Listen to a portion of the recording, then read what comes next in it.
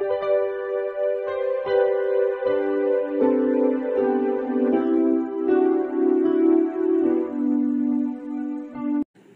Students, প্রথমেই UK educational টিপসের পক্ষ থেকে তোমাদের সকলকে স্বাগত জানাই।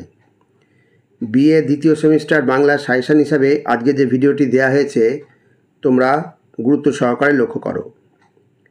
বাঁকুড়া, কল্যাণী ও পঞ্চানন বর্মা বিশ্ববিদ্যালয়ের বাংলা মেজর ও মাইনর স্টুডেন্টসদের বাংলা সাহিত্যের ইতিহাস আধুনিক যুগ থেকে রঙ্গলাল বন্দ্যোপাধ্যায়ের ওপর আজকে যে প্রশ্নোত্তরটি আলোচনা করা হয়েছে তোমরা ভিডিওটির শুরু থেকে শেষ পর্যন্ত অতি মনোযোগ সহকারে লক্ষ্য করো এবং এই ভিডিওটি যে উত্তরটা দেওয়া হয়েছে তোমরা তৈরি করে নিও, কারণ এই প্রশ্নোত্তরটি ভেরি ইম্পর্ট্যান্ট তোমাদের আগামী সেমিস্টার পরীক্ষার জন্য।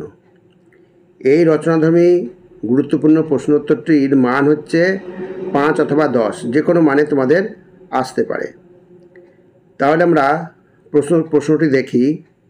বাংলা কাব্য কবিতায় রঙ্গলাল বন্দ্যোপাধ্যায়ের অবদান আলোচনা করো। অথবা এভাবেও আসতে পারে, রঙ্গলাল বন্দ্যোপাধ্যায়ের কবিতায় নতুন ভাবনার যে পরিচয় ফুটে উঠেছে তা আলোচনা করো, কবি হিসাবে তার মূল্যায়ন করো। অথবা 19 শতকের কাব্যরচনায় রঙ্গলাল বন্দ্যোপাধ্যায়ের ভূমিকা নির্দেশ করো।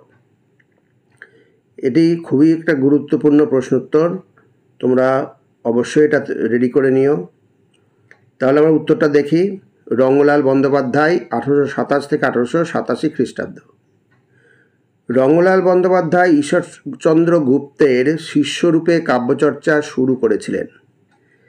স্বাভাবিকভাবেই তাঁর রচনার উপরে গুপ্ত কবির প্রভাব পড়েছে, কিন্তু রঙ্গলালের কৃতিত্ব এই যে তিনি ক্রমে গুরুর প্রভাব অতিক্রম করে স্বাধীনভাবে প্রতিভা বিকাশের পথ করে নিতে সক্ষম হয়েছিলেন। রঙ্গলাল ইংরেজি বিদ্যায় পারদর্শী ছিলেন। ইংরেজি শিক্ষার প্রভাবে বাংলাদেশে যে নতুন শিক্ষিত শ্রেণী গড়ে উঠেছিল তাদের রুচি প্রকৃতি ছিল পাশ্চাত্য সাহিত্যের দ্বারা নিয়ন্ত্রিত।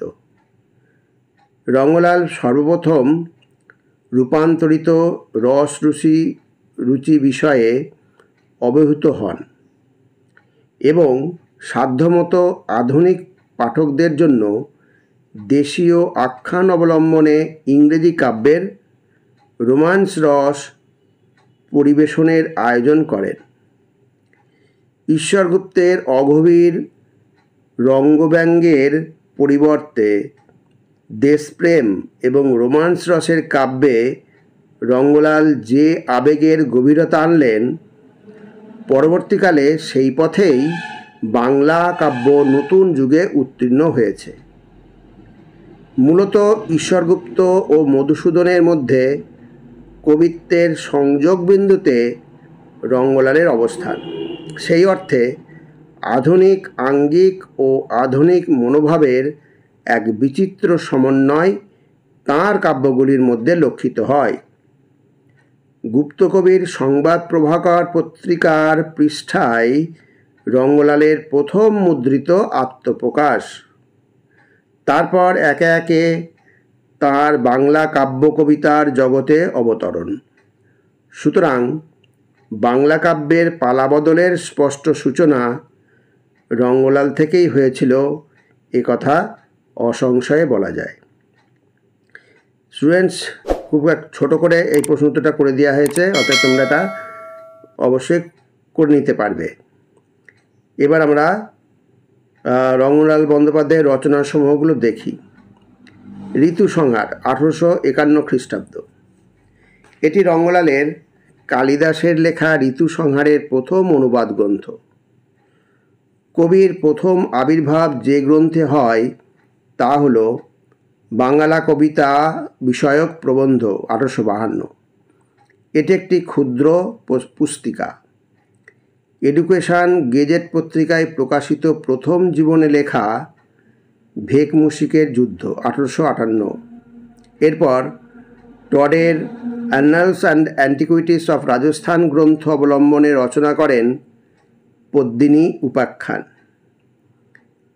তারপর কর্মদেবী, সুরসুন্দরী, কুমার সম্ভব কাব্যের অংশবিশেষ অনুবাদ, নীতি কুসুমাঞ্জলি নামে 200 সংস্কৃত শ্লোকের অনুবাদ, কাঞ্চি কাবেরী ইত্যাদি। প্রথমে আমরা পদ্মিনী উপাখ্যান দেখি।